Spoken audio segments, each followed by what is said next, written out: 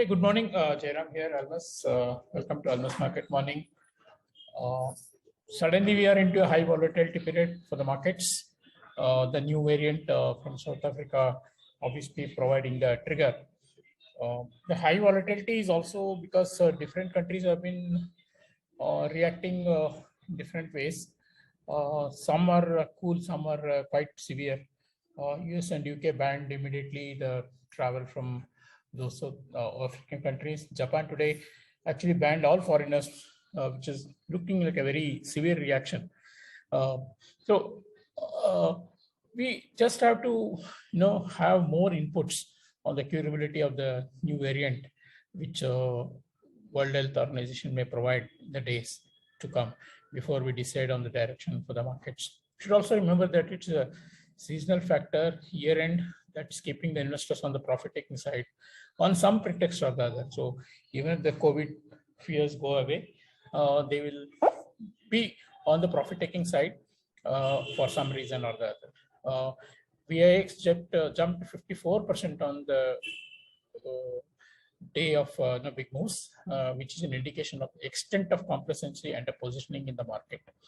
So you can expect some more weakness in the markets in the days to come.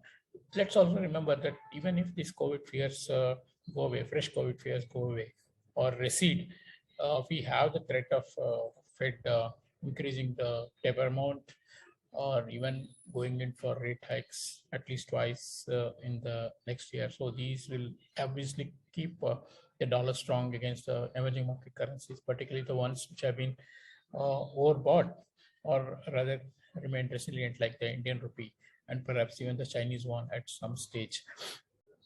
So either way, we are in for good volatility till the end of the year. Overall, on the dollar index, I would say the fall was mainly driven by, again, positioning in the euro and yen, which were on the extreme side. The rate differentials, which was the driver, has not gone away. It's only the positioning and the people, particularly cross positioning like Euro INR or euros, against other currencies. Similarly, Japanese yen against other currencies, which were oversold and been bought back, and indirectly that resulted in dollar index showing some weakness. Overall, dollar is not so weak as it's evidenced by gold movement, which has fallen despite such a heavy risk of sentiment. On the rupee side, RBI was seen on Friday, but I would see them controlling volatility and not the direction. So if we have some more bad news, we can see 75-30 levels, which at the moment looks like the path of least resistance.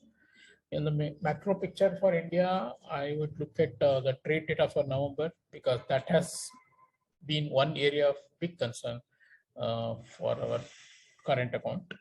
Also, the path of government's reforms after the latest action of repealing the farm laws. So these are the two things which probably investors will also be looking out, and I am also looking at how these progress in the coming days.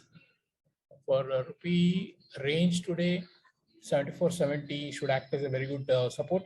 Upside 75.20 is not ruled out. Thank you. Thanks, JK.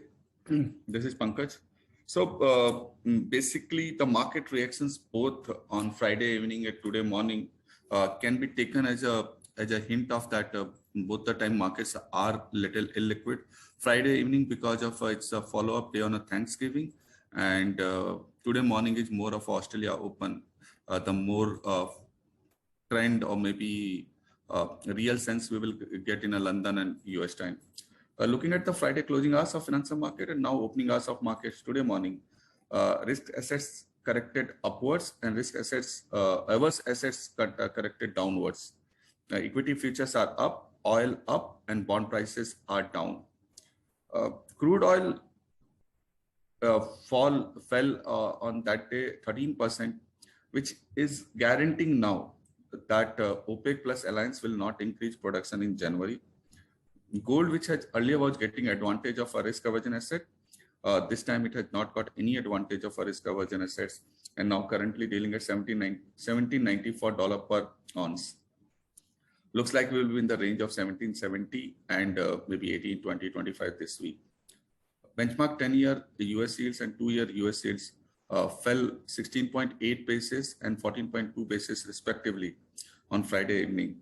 Now both the yields are up by 5 basis. Even cryptos were down 9 to 10% on Friday evening. Today they are dealing 6 to 8% up again. Indian 10-year bond yield, which also closed lower at 633, 3 basis down on this virus news. Even OIS and everything fell on Friday.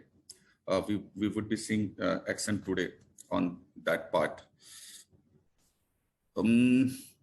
Coming back to today morning, Asian currencies are a bit stronger today morning than the Friday closing on that.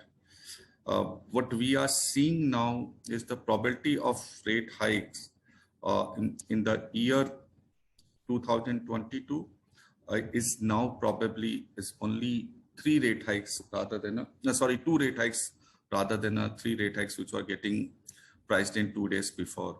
So we will keep watching this. This is the area which we will be taking on a clue, or which this is a data point which we will be taking a cue on how market is expecting a rate hikes.